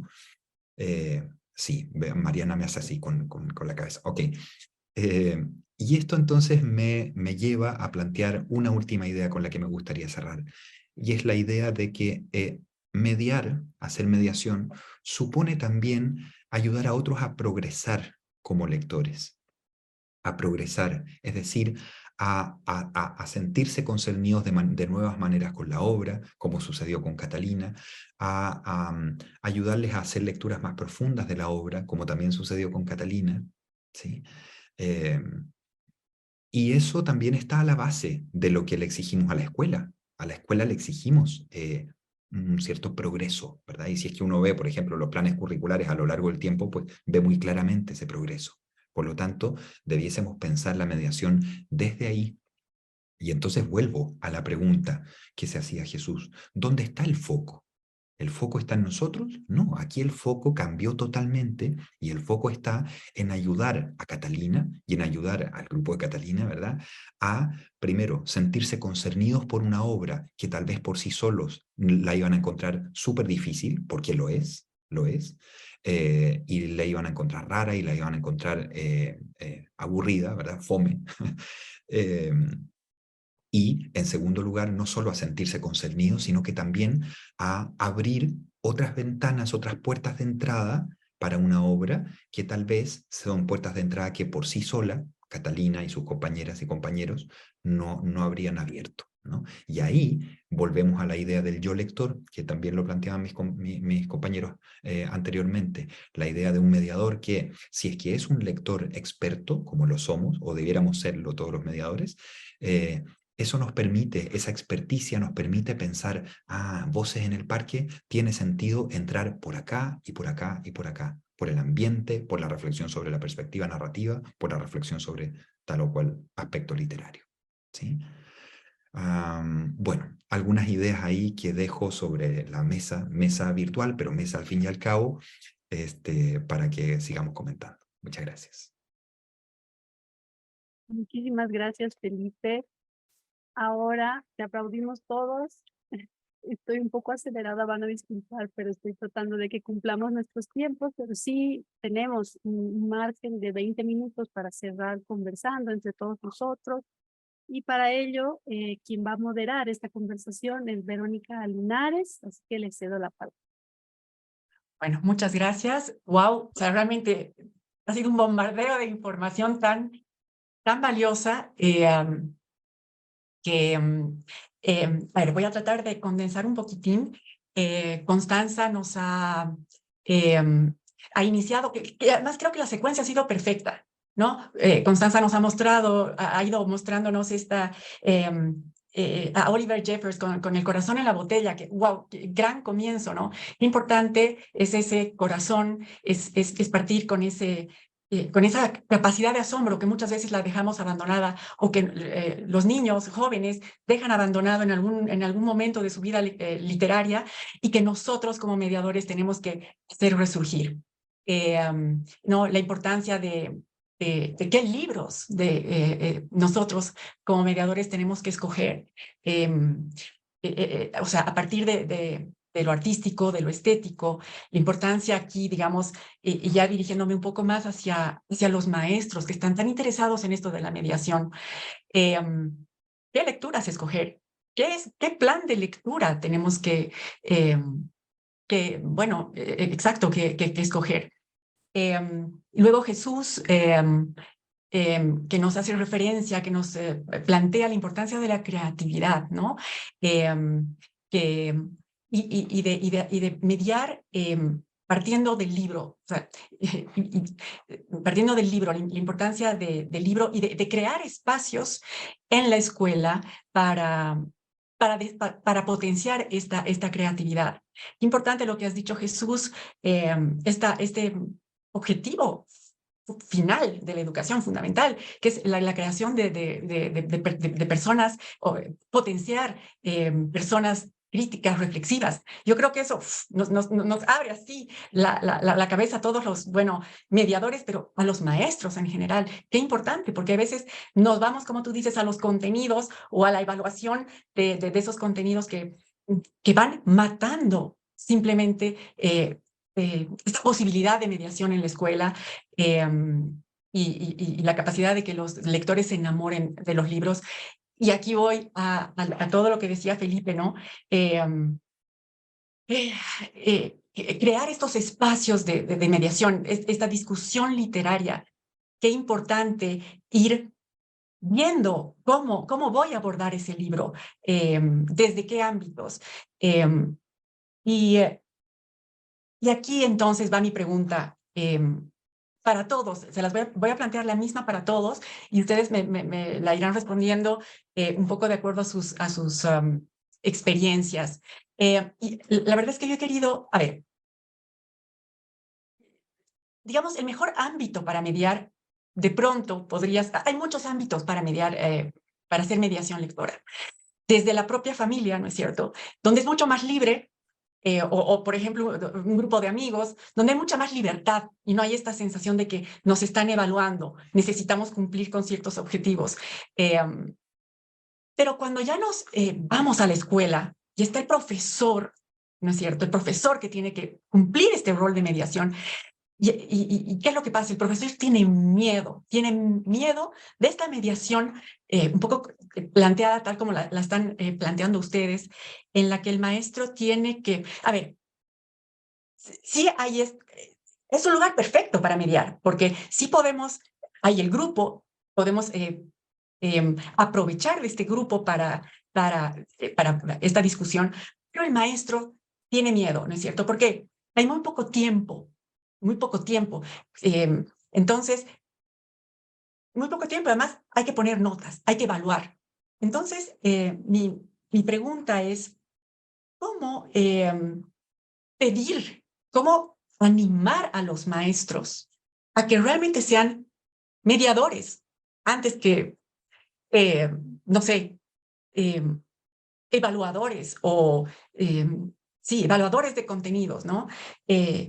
Y que pierdan el miedo a un buen libro, que de pronto puede estar censurado, ¿no es cierto? Por ejemplo, el de Roald Dahl, los de Roald Dahl, que no toda esta discusión, o libros a los que, excelentes libros a los que pueden tener miedo.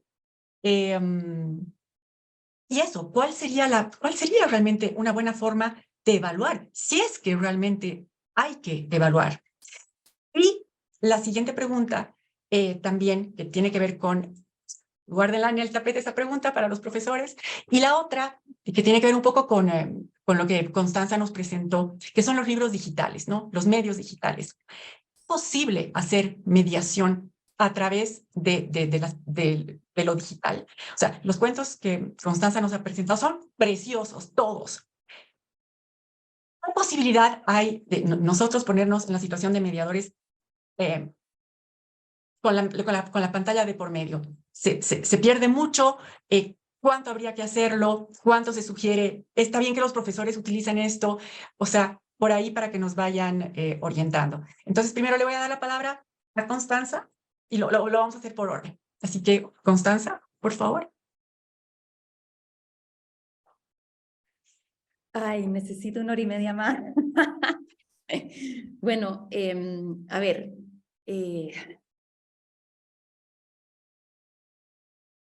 yo les comenté antes que, bueno, la mediación supone preparación en muchos sentidos, o sea, uno tiene que prepararse como individuo, nutrirse lo más posible, pero también en las instancias de mediación preparar muchísimo cada sesión. O sea, esto es algo como que se pierde de vista, pero a mí de repente cuando yo hago, no sé, una conversación literaria, tengo una conversación literaria con niños y niñas o con adultos, me dicen, pero ¿cómo o sea, ¿cómo lo haces? ¿Cómo te resulta que la conversación? No, es que no me resulta, es que lo preparo mucho. Y en el fondo hay que fijarse, Manuel Anán Díaz dice que en el fondo, tomando como una frase de Chekhov, que si hay un clavo al inicio del cuento, bueno, en ese clavo seguramente se va a colgar el protagonista, diciendo que en el fondo cada detalle es muy importante.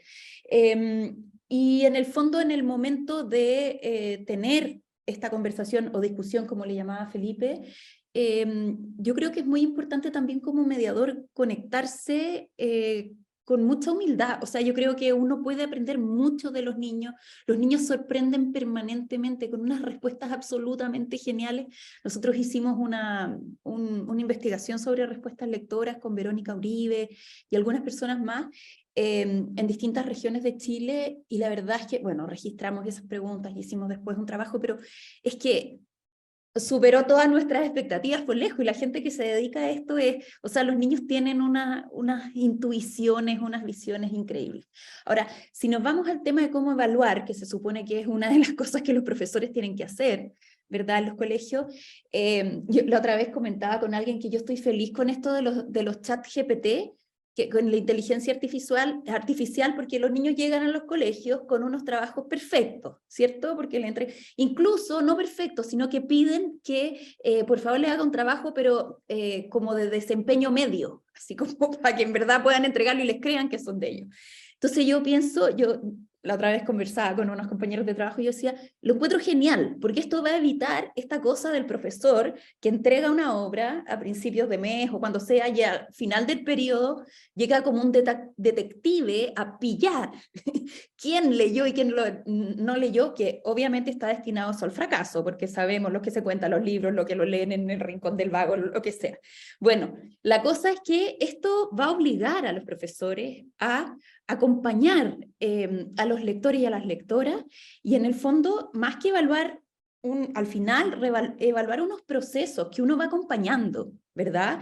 Entonces, todos estos estas como actividades de las que hablaba Jesús o instancias de las que hablaba Felipe, en el fondo se pueden acompañar cuando uno tiene un diálogo literario, una conversación literaria o una discusión con los lectores y lectoras. Obviamente uno va viendo y uno no sé qué es lo que hay ahí, si es que en verdad hubo un encuentro real como con el texto, no.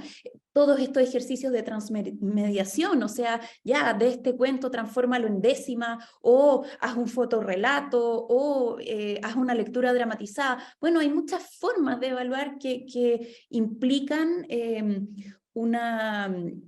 potenciar además esa experiencia estética, ¿verdad? Y por último, lo de los libros digitales, bueno, aquí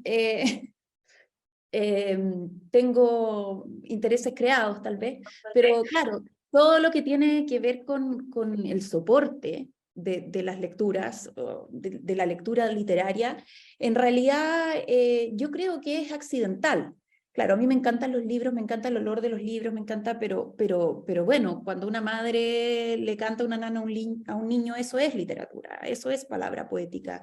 Y también en el libro, y también, ahora, ¿qué es un libro digital? Es una discusión mucho más larga, porque el tema de la lectura digital está en terreno de nadie. Para mí, lo que es importante, o sea, como editora de recursos de lectura digital, porque tampoco me gusta decirles libros, ni tampoco me gusta decirles ficción, porque hay de todo. Para mí lo más importante es procurar lo que hablábamos antes, o sea, que los lectores y lectoras tengan una experiencia que, como decía Teresa Andrueto, y como decía también Beatriz Eliana Robledo, haga que yo salga diferente. ¿verdad? Que tenga una experiencia literaria que en el fondo, aparte de aportarme como contenidos, me enfrente a mí mismo, me vincule con la sociedad, me haga pertenecer a una cultura, etc. O sea, bueno, en el fondo, en lo digital funciona todo lo que funciona con los libros físicos. Y bueno, la conversación desde ahí funciona muy bien también. Lo que hay que ver es cómo compartirlo, cómo proyectarlo. Bueno, y eso tiene que ver con cómo uno planifica y proyecta una sesión de lectura. Bueno, ahí traté de decir más o menos. No, y decirles que o sea, que nuestros cuentos digitales, que son 19, hay unos muy lindos que son mitos, leyendas, hay otros escritos, por ejemplo, por autores como María José Ferrada o Rafael Rubio, pero tienen en el fondo esta como ayuda para los mediadores, que lo que buscamos es que finalmente les muestre cómo preparar para seguir ellos con el vuelo propio. Ahí se los vamos a compartir después a través de Verónica y de la academia. Gracias. Gracias, Constanza. Muy bien. Gracias por tu oportuna respuesta. Jesús, por favor. Bueno, vamos allá. Yo como he dicho, he sido docente en activo durante casi 25 años en este centro y, bueno, creo que has mezclado así algunas cosas en la pregunta y se complicaba un poco, pero creo que evidentemente no se puede evaluar la lectura, pero además es que considero que no hay un lector óptimo, no hay un lector perfecto, no hay un lector completo.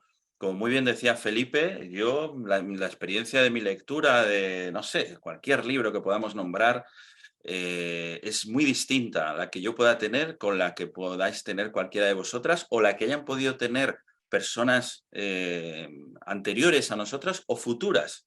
Porque esto también, mira, lo comentaba recientemente Emilio Pascual con respecto al Quijote, ¿no? Decía, ¿cómo ha cambiado no el Quijote, sino la recepción del Quijote? ¿Cómo hemos cambiado los lectores con respecto a esa lectura? Ya no va a ser la misma lectura la que hagan las personas hoy que la que hagan las que pudieran hacer las personas del siglo XIX, por ejemplo, o principios del XX. Entonces, no hay un lector óptimo ante una obra determinada. La magia de la literatura es precisamente que a cada uno nos va a proponer, nos va a impactar, nos va a interpelar de una manera o de otra. Y como planteaba Felipe, lo interesante es eso, decir, ¿qué me ha pasado a mí dentro cuando he leído esta obra? ¿Qué te ha pasado a ti? Y a ver si tenemos puntos en común o no, porque quizá yo lo haya visto de una manera y tampoco hay, esto es la base también de los clubes de lectura que contamos en los cursos, no hay una única manera de interpretar un libro. A veces nos encontramos en clubes de lectura a lectores como más,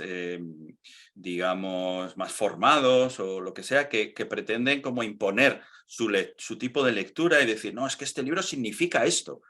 Pues no sé si estoy de acuerdo. Puede que se pueda vislumbrar cierta significado o cierta intención del autor, etcétera, pero claro, como decía Cortázar, la literatura la hace el lector. Por lo tanto, la experiencia lectora que pueda tener yo ante un libro probablemente sea distinta o no de otro lector. Y los clubes de lectura precisamente lo que potencian es esta conversación. Os he compartido ahí por privado estas guías que hicimos, que precisamente, además coincide también con lo que dice Constanza, que nuestro objetivo era, os vamos a plantear unas guías que os sirvan a los mediadores para que tengáis un recurso para prepararos muy bien la sesión. La sesión puede estar muy bien preparada y tal, pero nunca sabes lo que va a pasar, como muy bien dice Constanza. Abres un tema y ¡boom! Y la conversación se dispara, o las propias experiencias personales de los niños y de las niñas, que de repente te pueden contar algo muy, muy personal, muy íntimo, una cosa muy, muy dolorosa para ellos, o de repente bueno, se lleva la conversación o se lleva lo que esa lectura ha generado en cada uno.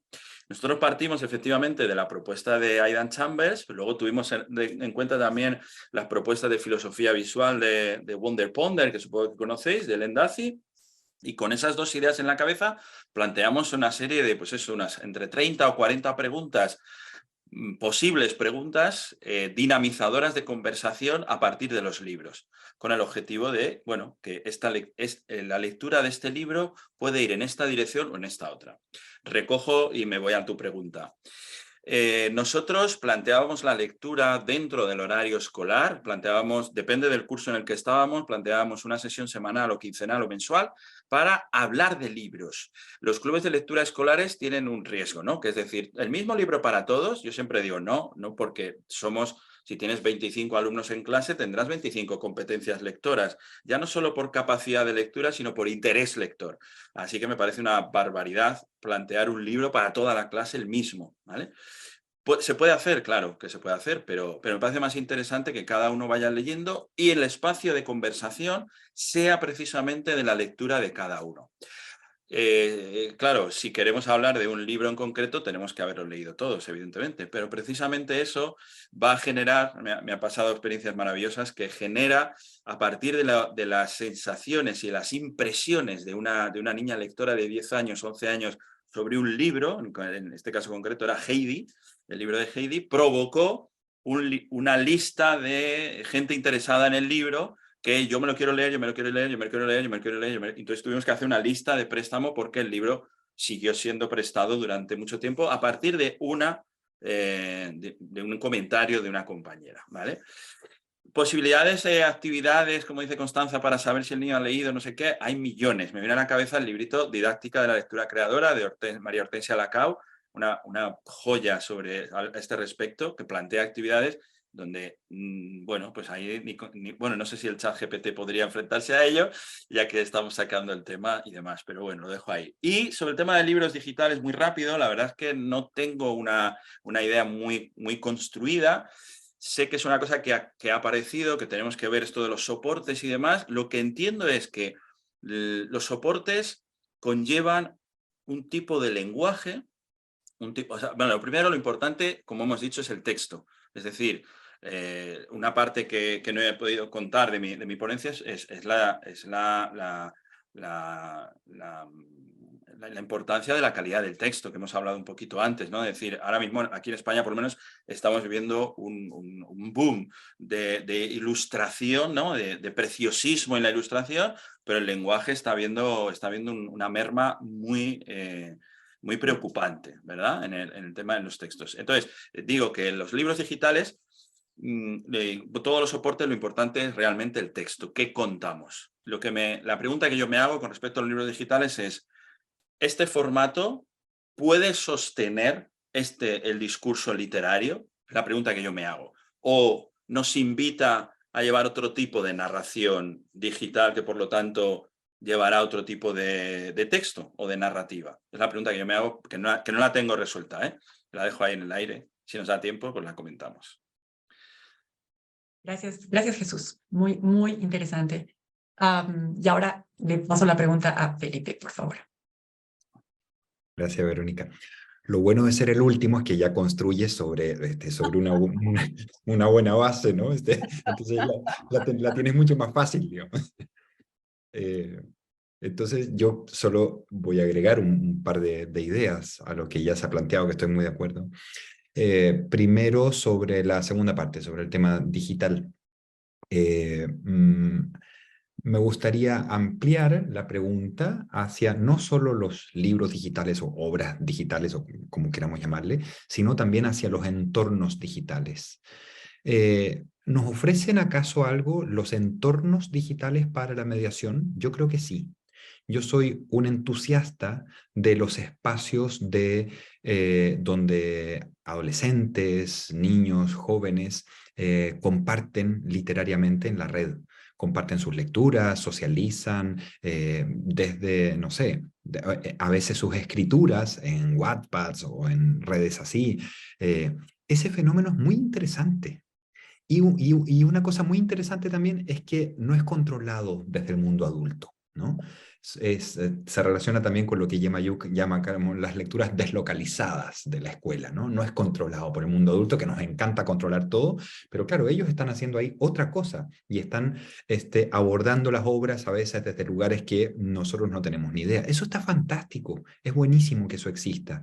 Y podemos entonces aprovechar, en vez de darle la espalda a esos espacios, a esos entornos, y decir, no, es que no nos interesan, pues pensemos qué líneas de continuidad tienen nuestras prácticas mediadoras, que sí son controladas desde el mundo adulto, con las lógicas que tienen de conversación, por ejemplo, de diálogo sobre las obras, en esos espacios, ellos, en sus prácticas vernáculas, digamos, vernaculares, sobre la lectura y sobre la literatura. Entonces, ahí yo quisiera también dejar sobre la mesa esa ampliación, ¿verdad? Cuando hablamos de lo digital en la mediación, no hablamos solo de obras, hablamos de entornos, que a mi juicio podemos pensarlos desde la continuidad y no desde la ruptura entre los espacios que nosotros sí controlamos de mediación y aquello que sucede en sus prácticas sociales vernaculares. Y sobre el primer punto, sobre el primer punto yo quisiera volver simplemente sobre Catalina para plantear lo siguiente, sobre la experiencia de Catalina. Claro, tú decías, Verónica, es que no hay tiempo, ¿no? Nunca hay tiempo. En la escuela nunca hay tiempo. Porque hay que, como decimos acá en Chile, pasar a la materia, ¿no? Pero entonces, muchas veces la discusión es, claro, pero ¿cómo vas a hacer mediación si es que hay que pasar la materia, los contenidos, ¿no? Y uno ve la experiencia de Voces en el Parque con Catalina y resulta que los contenidos también están ahí. Es decir, la experiencia de mediación de Catalina fue pensada también a partir de los objetivos de aprendizaje de quinto año de primaria, que incluyen, por ejemplo, reflexionar acerca del narrador como elemento literario. Pues es que aquí se reflexionó sobre el narrador y se aprendieron cosas sobre cómo es un narrador, ¿no? Y en este caso, cómo un narrador puede adoptar la perspectiva desde de distintos personajes, por lo tanto puede estar como focalizado en distintos personajes. Entonces, mi respuesta es siempre, porque la pregunta que suelen hacerme, claro, sí, muy bonita tu idea de mediación, pero es que ¿cuándo pasamos la materia? ¿Cuándo pasamos los contenidos? No, es que no son dos cosas que se dan la espalda. No es que hago mediación y le quito tiempo a los objetivos de aprendizaje. Es que la mediación puede dialogar con los objetivos de aprendizaje y puede dialogar incluso con la adquisición de saberes, de conocimientos literarios propiamente tal, como sucede en este caso sobre la idea de narrador, ¿no? Entonces ahí me gustaría también invitar a las personas que nos están escuchando a esa reflexión, a decir, a no pensar la mediación o el fomento de la lectura como un satélite que debe estar fuera, ¿verdad?, del tiempo escolar o a menudo alojado solo en la biblioteca escolar, sino que también a darle una vuelta de cómo podemos replantear las maneras de abordar aquellos contenidos y aquellos objetivos de aprendizaje que tenemos que abordar, ¿no? Entonces tal vez ya no es abordarlo desde la definición de, anoten, narrador omnisciente, 2 puntos, es aquel que, sino tal vez abordarlo desde, por ejemplo, conversaciones literarias en las cuales reflexionemos acerca de cómo un narrador omnisciente aporta a una determinada experiencia de lectura y qué aporta eso. Sí, yo quería solamente decir algo a propósito de lo que Felipe decía al principio de los entornos digitales.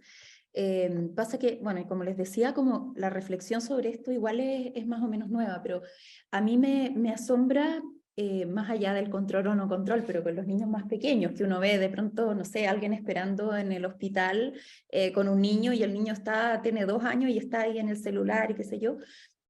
Siento que tenemos una responsabilidad importante ahí porque hemos abandonado a nuestros niños y niñas a los entornos digitales. Y yo creo que el mediar también vale para esos espacios. Y acompañarlos es algo que es muy bueno, es sorprendente. Yo he encontrado cosas maravillosas, bueno, con mis hijos, concretamente, pero realmente, o sea, que uno dice, uno tiene una experiencia literaria, ¿verdad? Por otro lado, el tema de dar como, o sea, tener propuestas alternativas. Si a nosotros no nos gusta que los niños estén apretando un botón para matar a no sé quién 1000 veces, ¿verdad? Taca, taca, taca.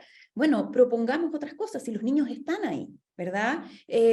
Nuestras niñas están ahí. Entonces, ¿cómo hacemos que en verdad en ese hospital, en vez de que el niño esperando a la mamá que la van a atender, que está cansada, que obviamente le pasa su teléfono, ¿cómo hacemos que tenga alternativas de calidad?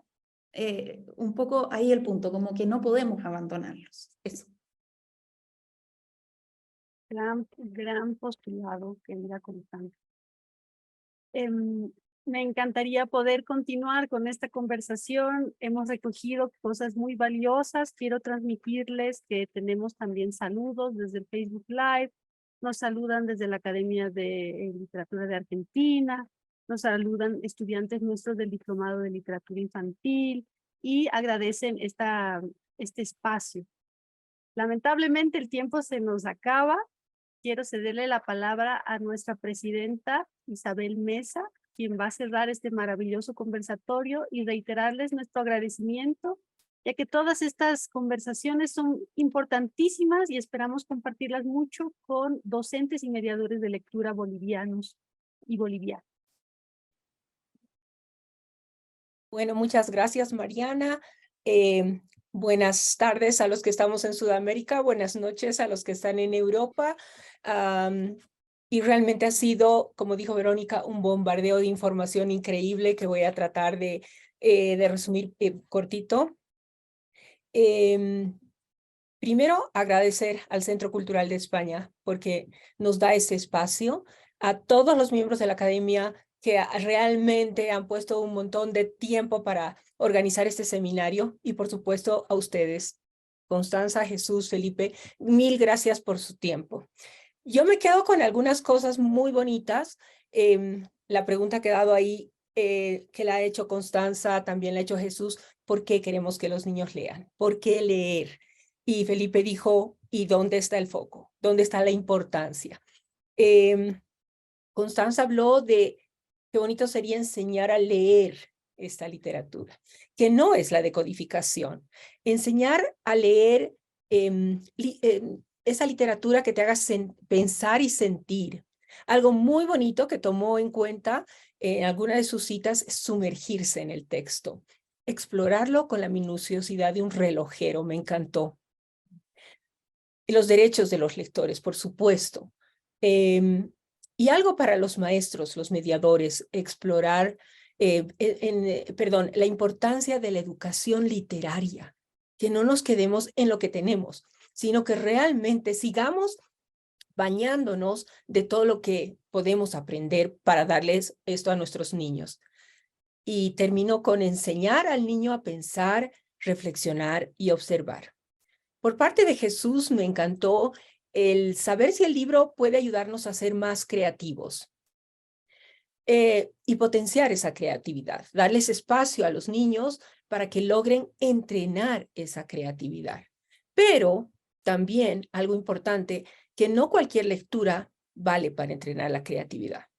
Eso es muy importante, saber elegir una buena lectura. Hablábamos de lecturas de calidad, no una X a los libros de autoayuda, que sí pueden servir para ciertas cosas, pero no para lo que intentamos, que los animadores no estén ensimismados. Libros que no tengan una única respuesta, libros que sean un desafío cognitivo, libros que te lleven a una escritura creativa. Y luego Felipe, en ¿dónde está el foco? A mí me gustó mucho lo que dijo: ayudar al lector a tener una lectura más profunda. Que hayan discusiones literarias mediadas que logren algo muy bonito.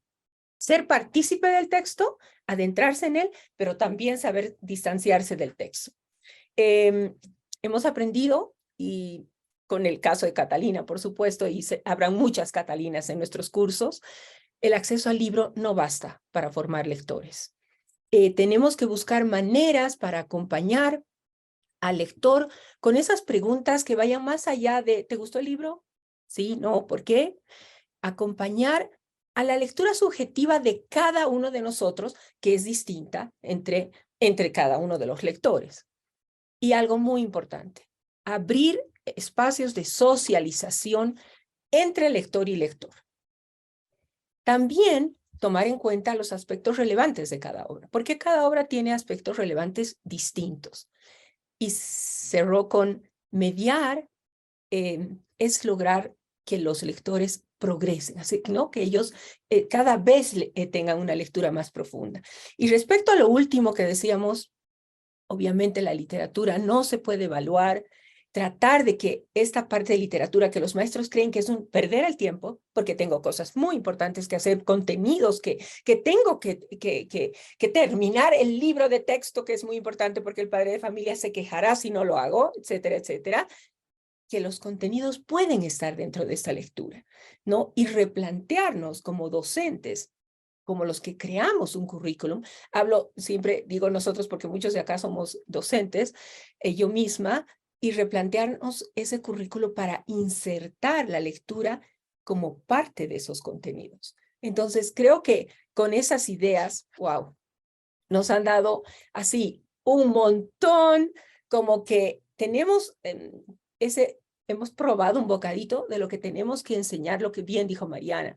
En Bolivia necesitamos muchísimo transmitir lo que es la mediación. Y es por eso que la academia ha decidido organizar este seminario.